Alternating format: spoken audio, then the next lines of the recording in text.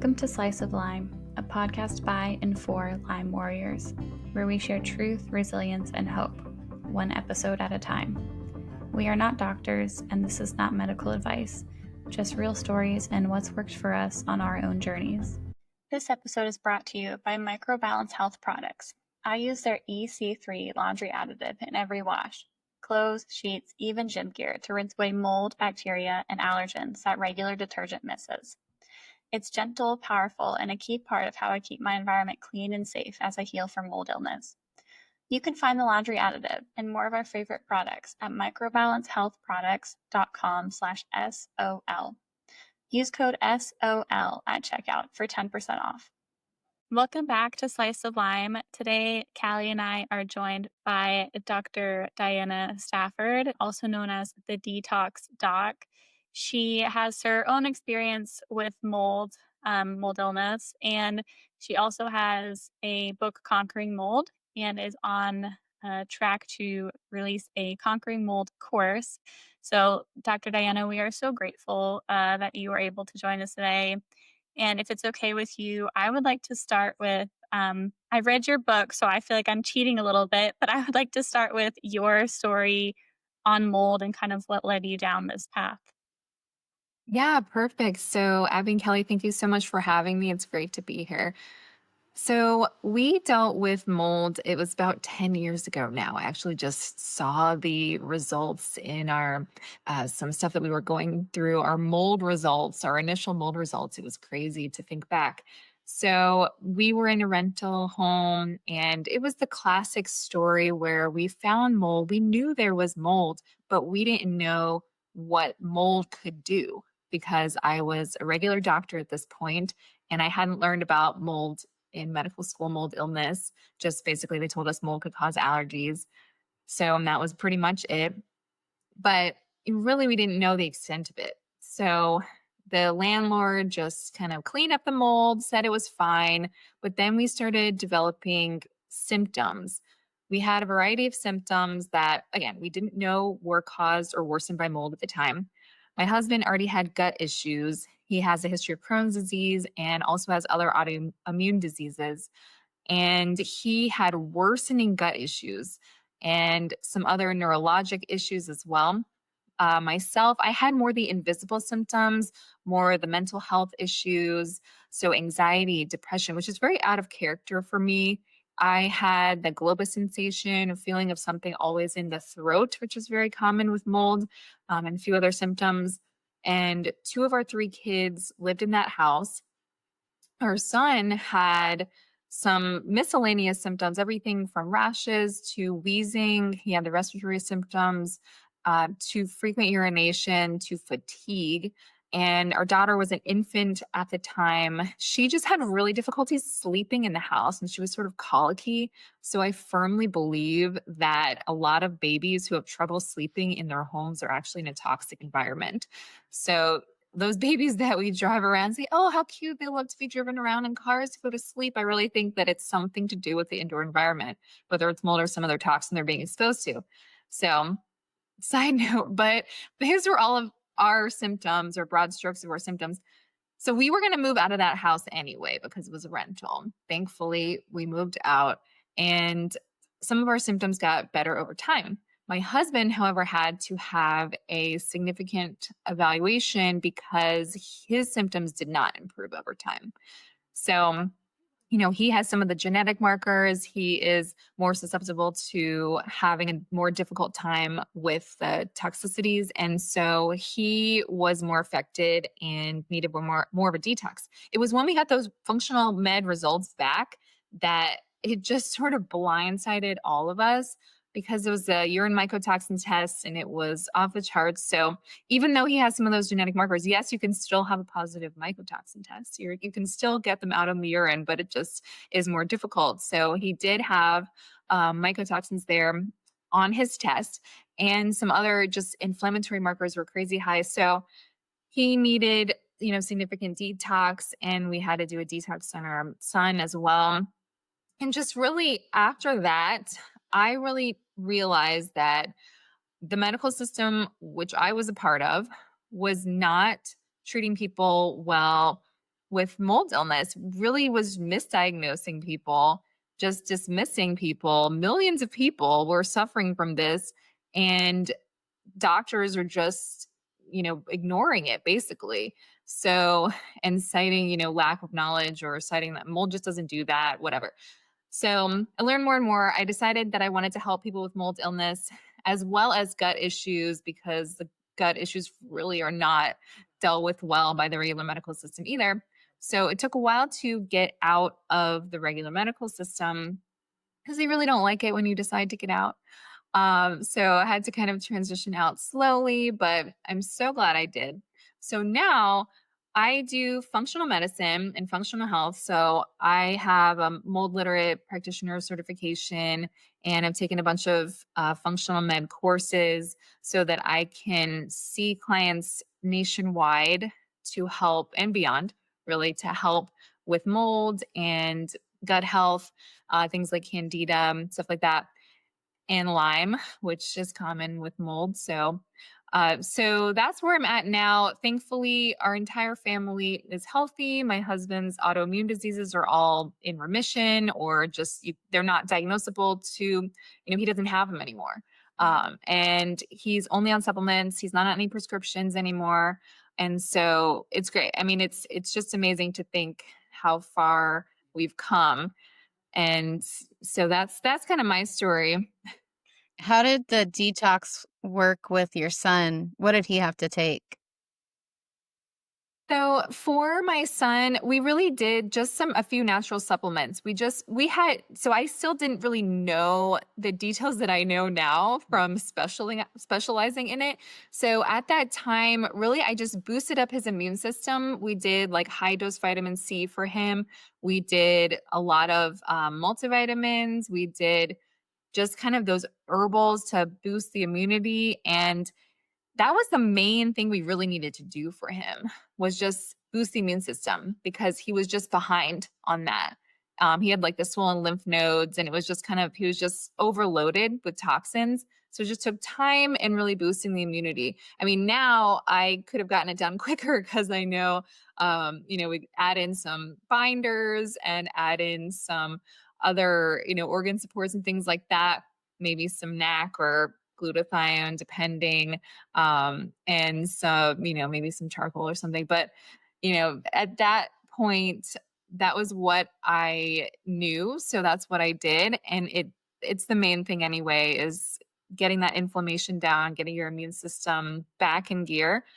Thankfully, he didn't have any significant colonization, because he didn't, once we got the immune system back in gear and his inflammation down, he didn't continue to have symptoms.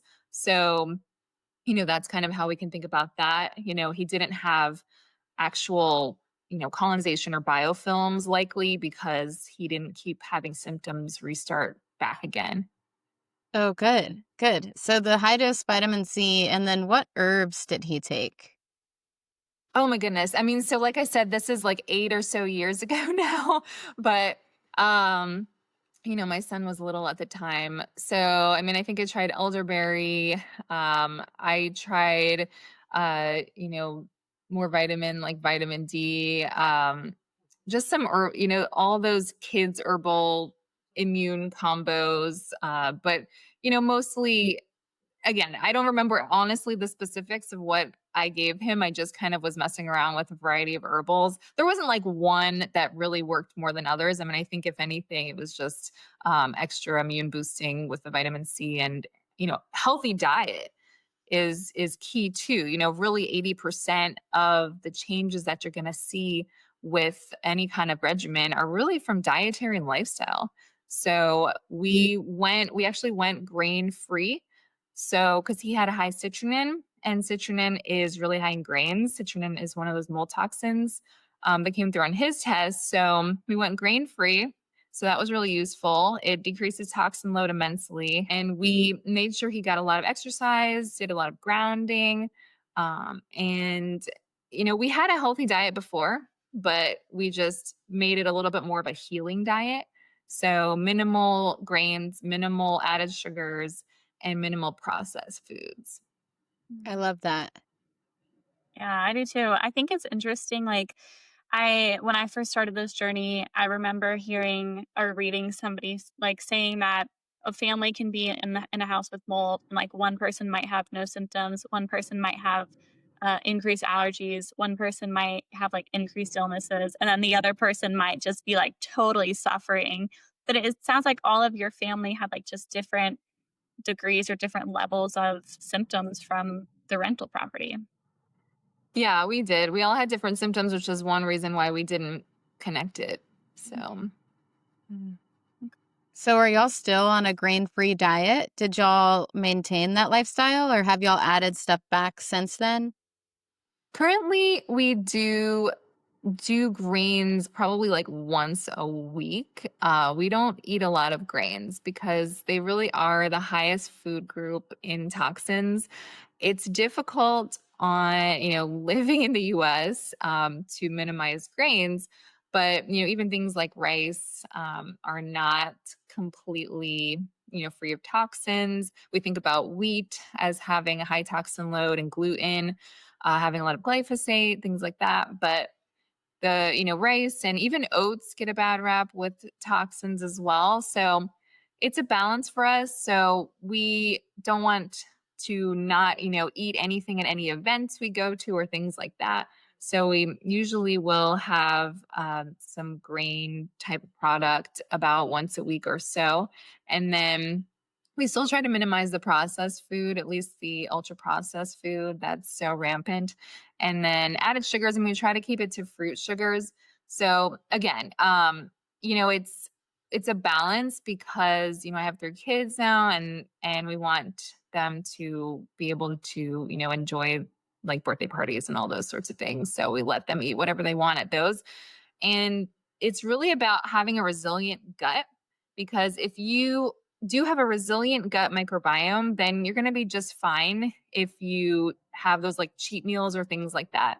But if your gut is really suffering, then that is not going to be a good idea at the time. So, and for example, like coffee or things like that, some people have to give it up during mold treatment because they either have too much gut inflammation or loose stools or things like that. And coffee's high in toxins unless it's the brands that are tested for toxins.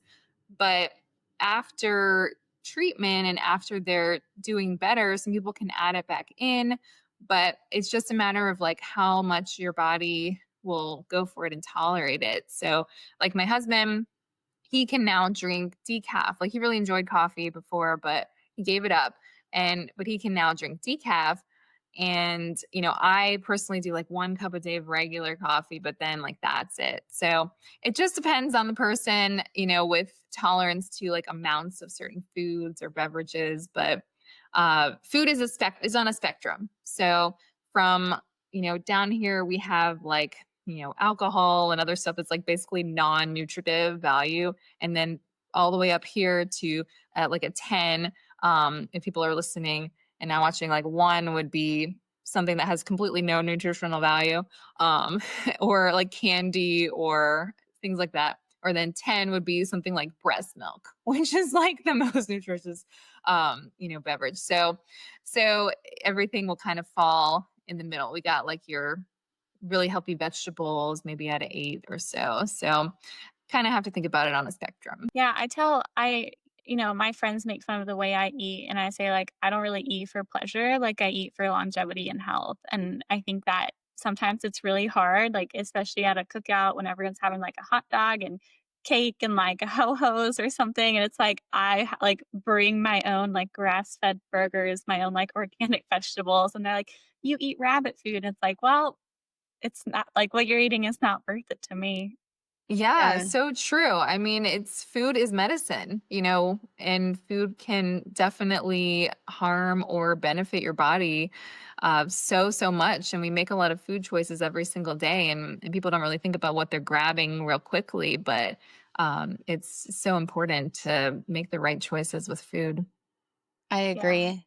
Yeah, right now I'm dealing with MCAS. Our house, which we now call the flood house, flooded and filled with mold. So that's where the mold situation started. But we're in a rental now, and that's filled with mold. And so I haven't detoxed yet because I don't know how much it's going to do because I'm still in the environment. So, do you have any tips or recommendations for people that are stuck in a mold environment and can't get out yet? Absolutely. Yeah, unfortunately, so common because I mean, so many factors, right? Mainly the expense, and this like uprooting, you can't just move, in one day. Oh, I'm going to just leave. So if you're stuck in a moldy environment, the main things are going to be focusing on reducing exposure. So, how do we reduce the exposure? One way is going to be air purifiers. So, any kind of amount of air purification that you can do will help to reduce that particle count. So, the air purifiers, we have to be careful though in a moldy environment because they can become a source of mold if the filters aren't changed as soon as they need to be changed, which can be quickly if it's a lot of mold in the air. So, air purifiers with HEPA filters do help with the mold exposure and that particle count, what you're actually breathing in. It depends on the outdoor environment and the humidity and the mold levels in the outdoors, whether you want to really ventilate the space to the outdoors a lot. But in some cases, that can help as well because it decreases the concentration of what you're breathing in because the outdoors is, such a larger volume over which those spores would be spread out and just kind of let them out. If there is, one area that is the worst, then just sealing off that area can help as well before it's either remediated or whatever the plan is. And then as far as, we talked about dietary, so limiting your toxin intake through food and drink just helps because it's a toxin bucket, right? So especially with things like MCAS, your toxin bucket overflows more easily. So if you are going to be controlling that, you're really going to have to decrease your toxin intake through food and drink. And then aside from that, lifestyle. So getting some movement if you can, exercise as much as tolerated, getting that, just mobilizing the toxins, making sure your lymph isn't backed up or you're not backed up, making sure regular bowel movements are really, really important to get the toxins out. And then your body's really trying to keep up 24/7 with whatever toxins you're taking in. So getting them out and keeping up with that is the name of the game. As far as supplements go, some supplements are safe to take in generally in a moldy environment. Others I would not do. So things like organ support, things like liver support, omega-3s, probiotics can be really good to take. Anything that helps with your sleep is good because you want to make sure you're sleeping as well as you can. Things like a lot of glutathione are not a great idea because they can cause detox reactions if you're in a moldy environment. Things like binders, you have to go slow with in a moldy environment. There are some practitioners who will go on social media saying, I can help you heal completely, even if you're in a moldy environment. I do not ever say that because you can't predict what's going to happen. You don't know how many toxins you're breathing in. If you already know you're in mold, I will not be making any promises that, I can fully heal you while you're still breathing in toxins all the time. So I don't believe that at all. So, with your patients, when they get out of the moldy environment and you treat them with the protocols and binders and all of that stuff, your patients with MCAS, do you ever see the MCAS reversed or get better?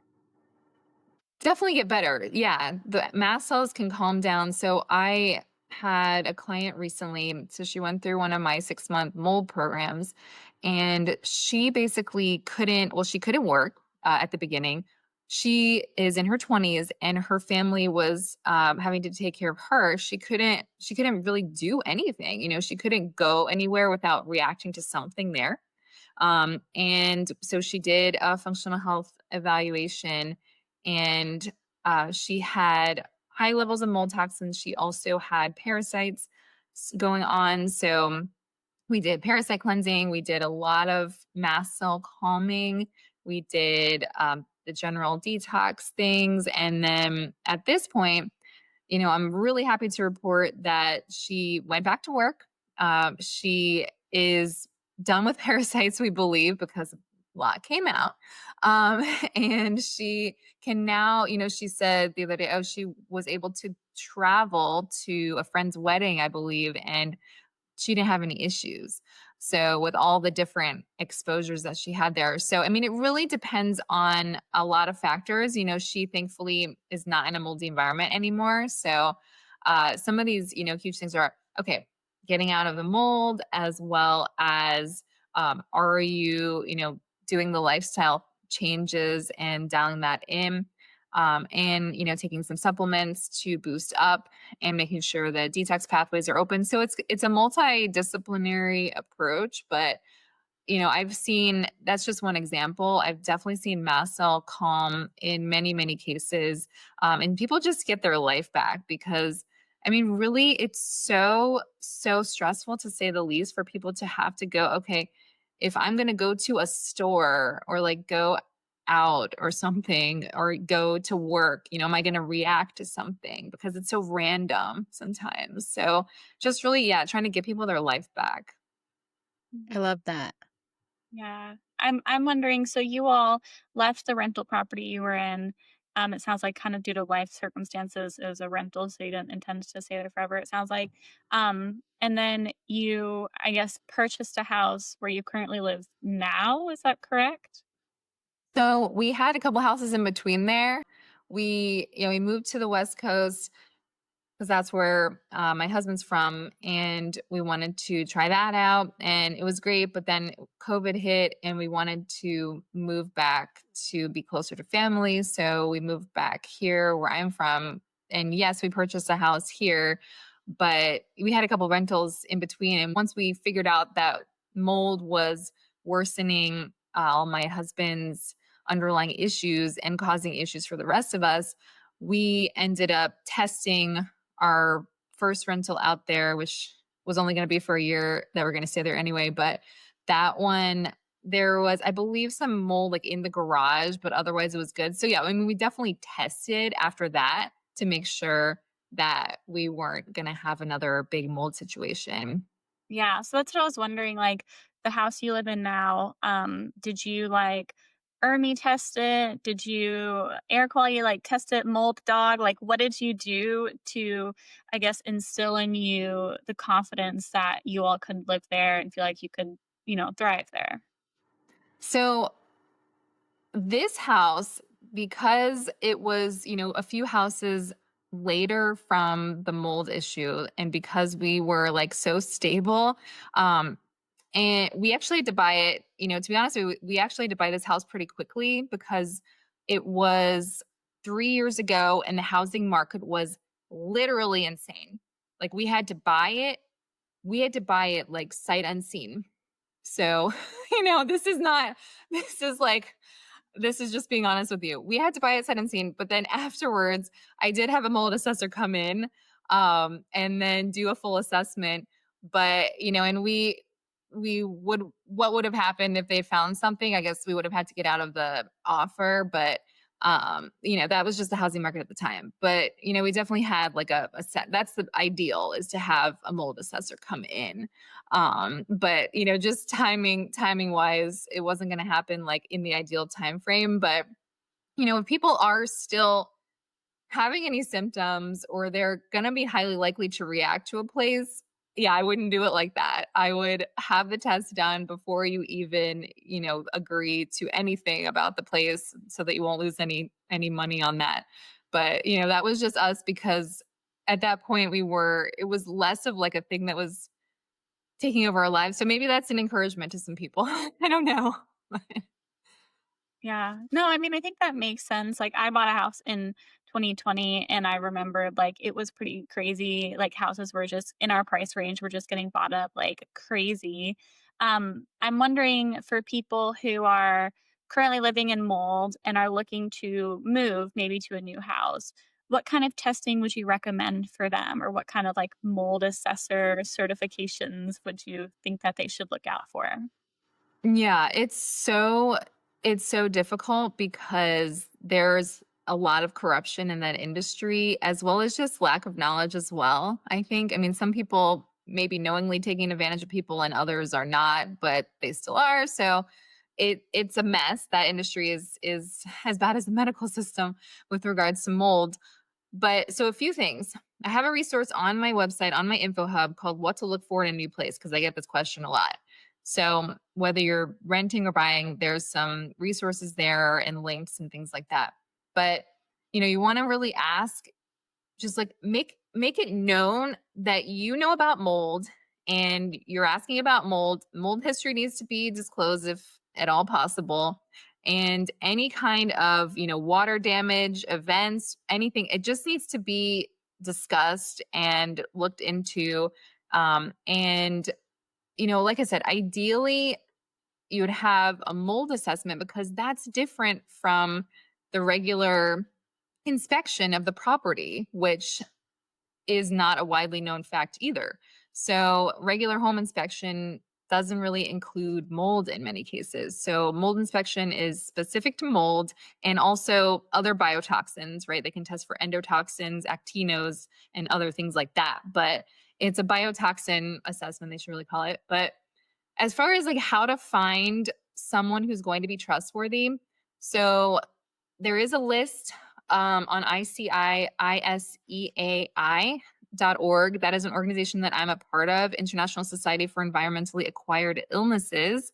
That's a mouthful, but it's a organization of practitioners as well as IEPs or indoor environmental professionals who can help. And they have met certain qualifications to be on that list. So there aren't people in every single city on that list, or even, I don't know if there's someone in every state. Hopefully there is.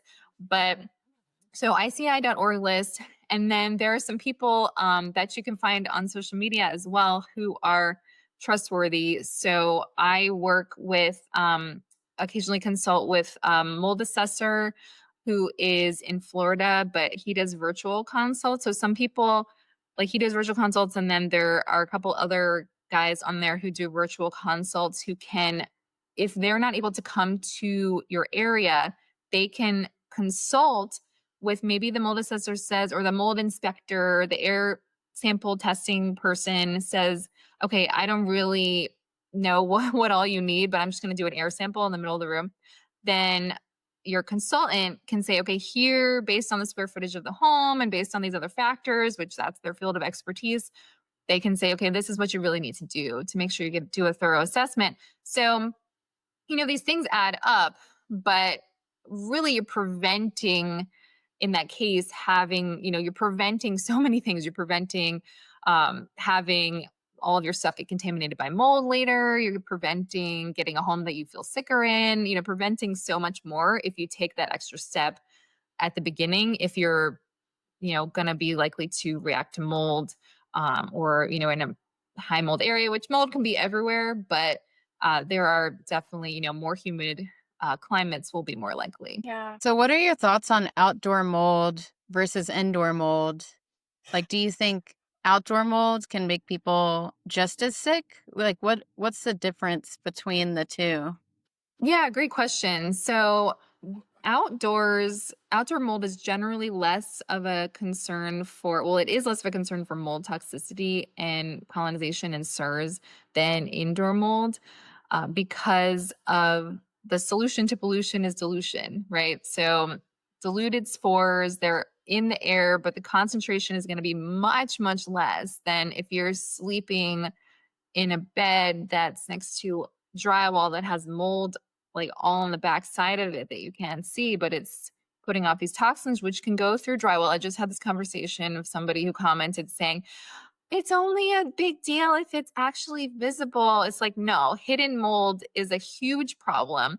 And do not belittle hidden mold. It can be in the HVAC, it can be hidden. Hidden is more common than these big, striking slabs of mold we see on the crazy mold videos. So, but outdoor mold, yes, it can cause a few issues. It can cause allergies. So people can be definitely allergic to mold, like any kind of mold. You can have an allergy to mold. And then it can also cause worsening symptoms if you have a high fungal burden. So if you have like a lot of candida overgrowth or mold colonization, and you are in an outdoor area with a lot of mold, then you can get worsening symptoms because of the fact that that fungus, so mold is fungus, right?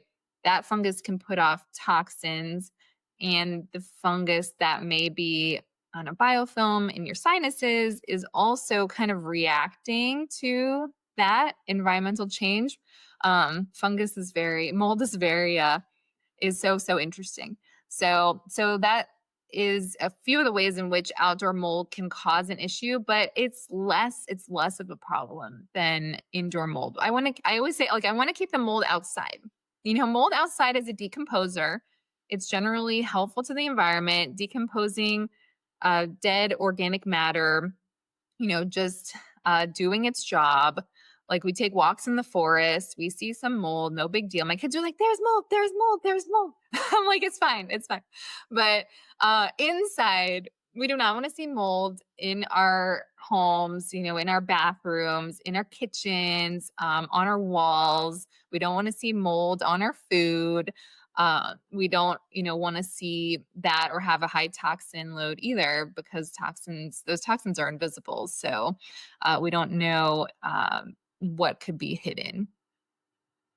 It's really interesting. Are there certain plants that people could put in their home that help with the toxin load? Yeah, so pretty controversial.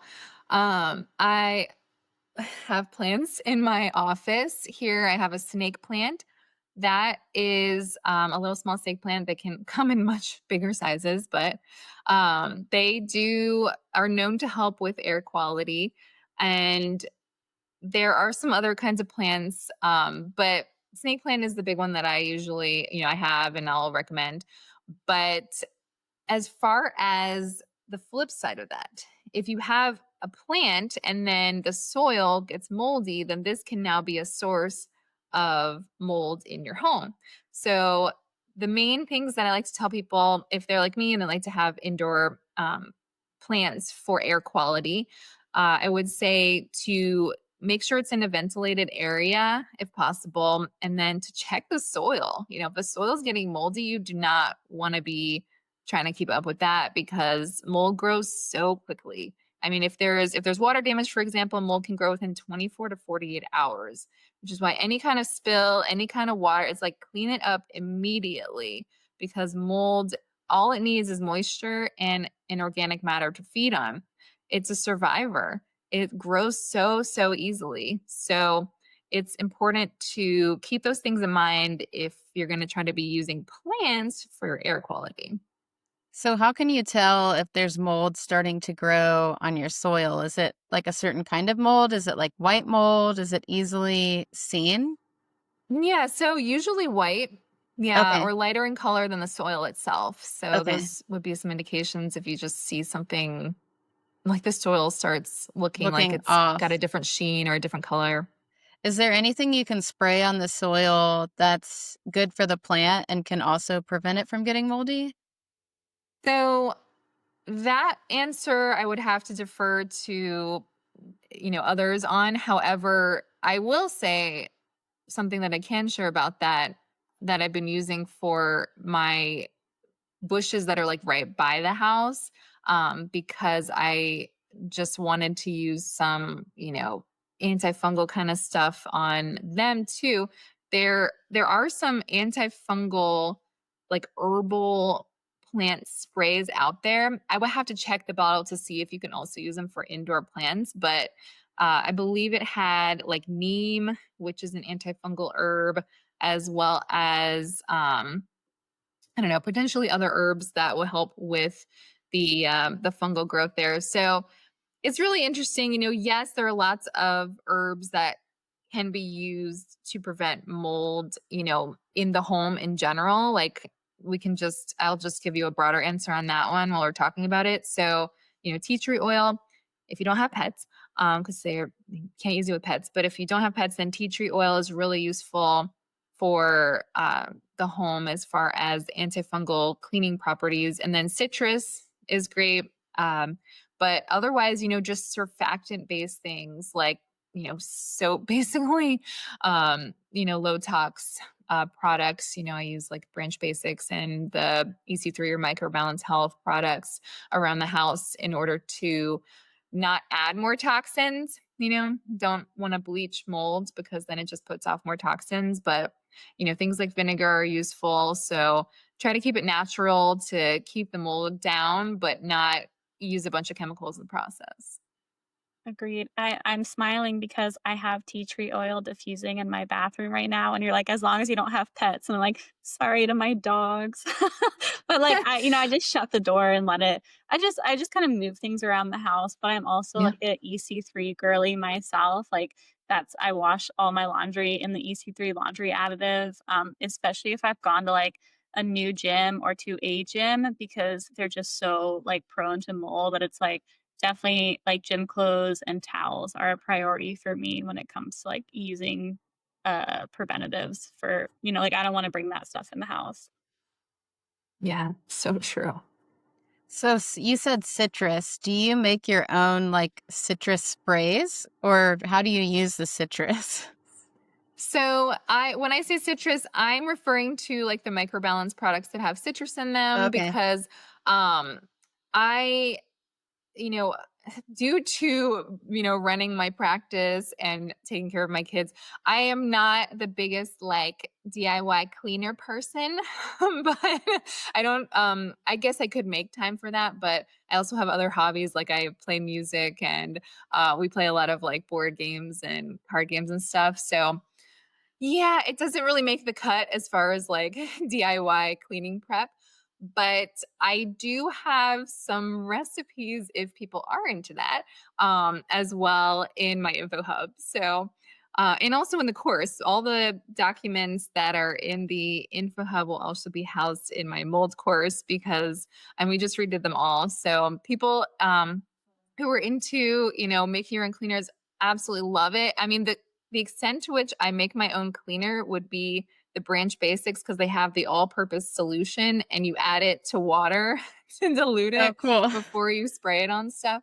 So that's the extent of my DIY cleaner prep. But I do use essential oils. So a note on that's pretty important actually. So dehumidifying, and we didn't mention that before, but I wanted to with regard to preventing mold, and also decreasing your mold counts like in the home. Even if you don't have a no mold issue, but especially if you do, dehumidifiers, we got to add that to the list. But I do clean that with like some tea tree oil as well, whenever I am emptying the dehumidifier because those can be a source of mold as well. So anything can really, hold that mold. So yeah, keeping the humidity down and natural cleaners are where it's at. I need to take a note on the dehumidifier cleaning. I do too. Yeah, I don't know if I've ever done that. I mean, I don't know, my husband probably has. But so the snake plant, you mentioned is kind of controversial, and so I wanna ask you maybe another controversial question in the mold world here. Um, what would you recommend for testing for mycotoxins? Because the never-ending debate I've seen is like blood over urine or urine over blood, and I can never find a solid answer.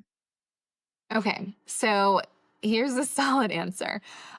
They each give you different information. So here's the information that they can give you. Yeah, people are very, very angry in a lot of my comment sections about this. Anytime I say urine mycotoxins or blood mycotoxins, they're like, this is misleading. No. Okay, let's take a step back. What does urine mycotoxins tell you? Urine mycotoxins will tell you the toxins your body has flagged as abnormal and is processing out. So, is that the exact same as what's left in the body? We can't say. But it's very useful to see kind of the general levels as well as what toxins there are. And I like to look at that mycophenolic acid level on there because that can give an idea of colonization. Blood mycotoxins are antibodies. This is not testing the mycotoxins directly. Okay, it's not a blood mycotoxin test, it's a mycotoxin antibody test. People get very adamant about that, but it's not testing mycotoxins directly. These antibodies are IgE and IgG.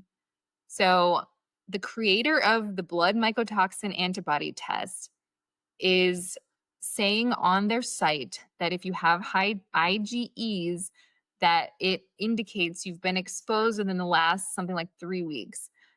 That I have not seen enough studies to be able to back that up, saying, okay, if you have a high IgE to a cladosporium toxin, then you've been exposed to cladosporium within the past 3 weeks. Like, that doesn't necessarily follow.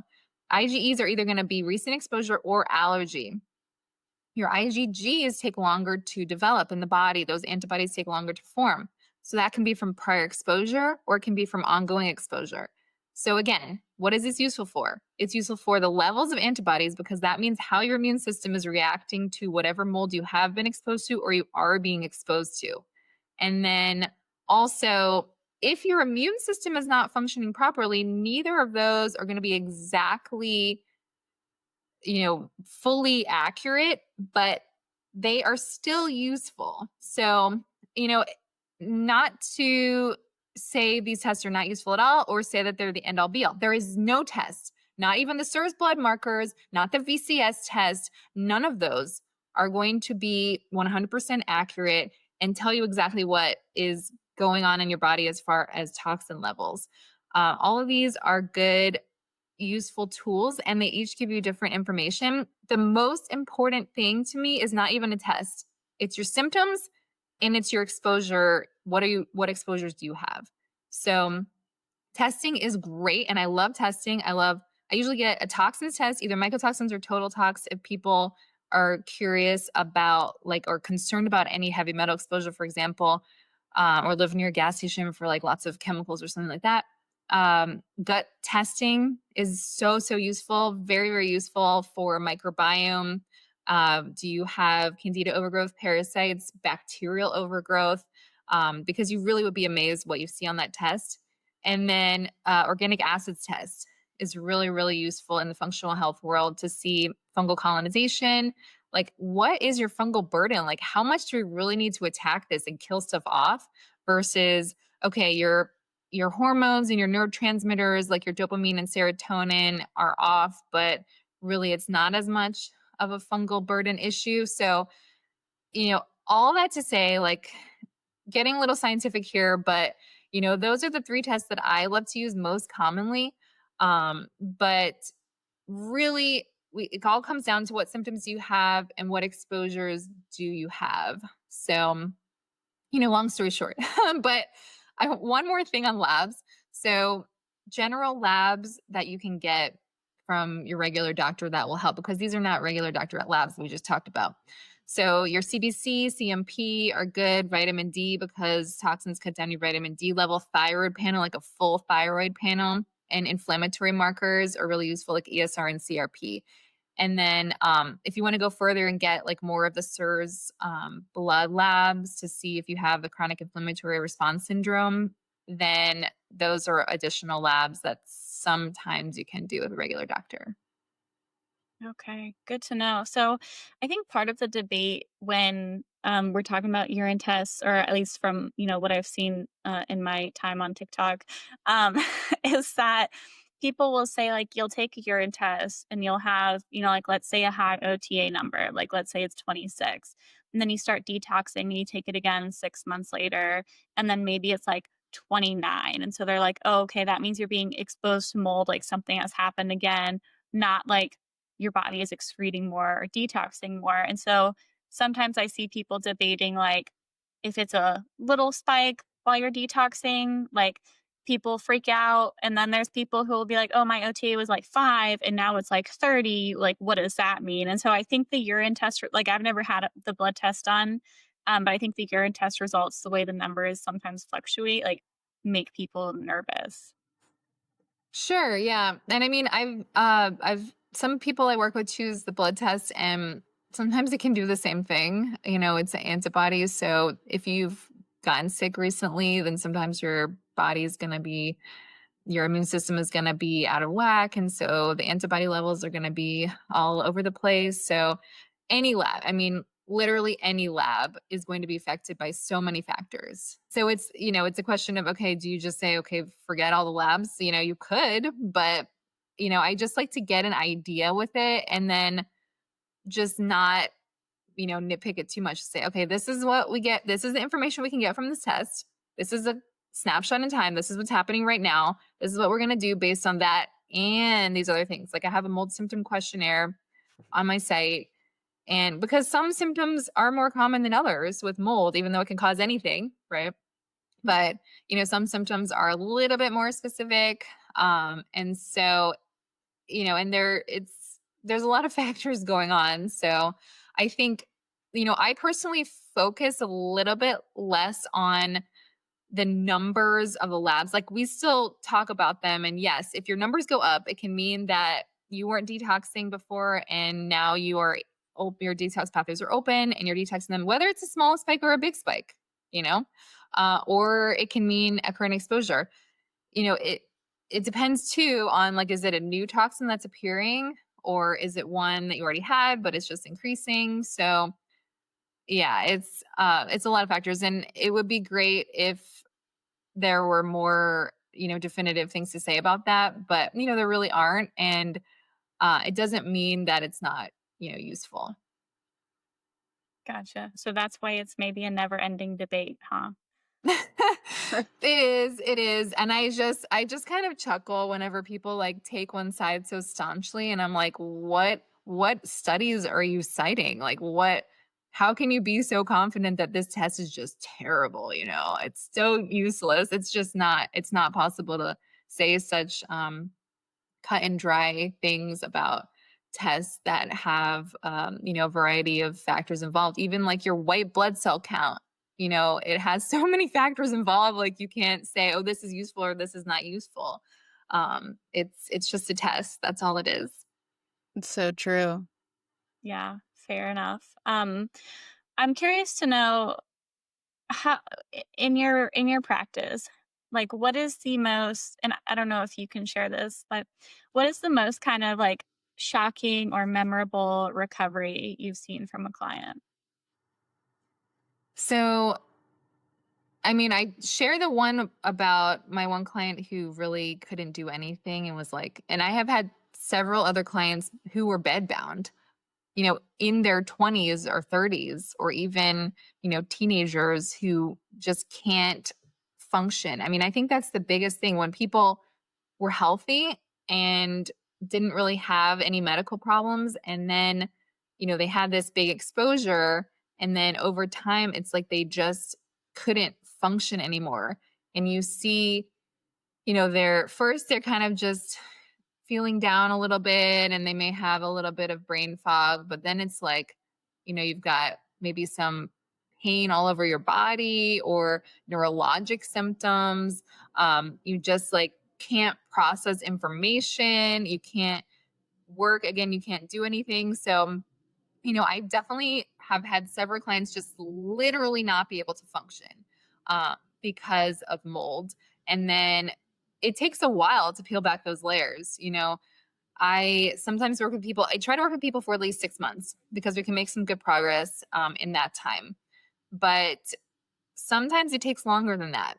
If, again, they're still being exposed or if they have a long history of autoimmunity or things like that, then we have to, cycle like all the different binders and we have to work on mast cells and we have to maybe heal the gut. The gut takes a huge hit from mold. So, I, yeah, I mean, I'm working with somebody right now and, um, he just would basically spend all day, like he couldn't even, again, function really at work because he had to be by a bathroom. Like he had to know where a bathroom was because he's like so inflamed, he doesn't know when he's going to have to use the bathroom. But, when healing his gut and getting down those toxins, he's able to have a regular bathroom schedule again. So it's just these things that we take for granted that then become things that take over our lives. And then, we just have to take out what's in the way of your body fully functioning. So yeah, I mean, there's a lot of examples. Mold can do so many crazy things. I mean, so many neurologic issues, everything from like vision issues, like people can't drive because they don't feel comfortable because their vision's not normal. Things like ringing in the ears, it's just like you can't really be anywhere. Sensitivity to either light, sound, sensitivity to anything.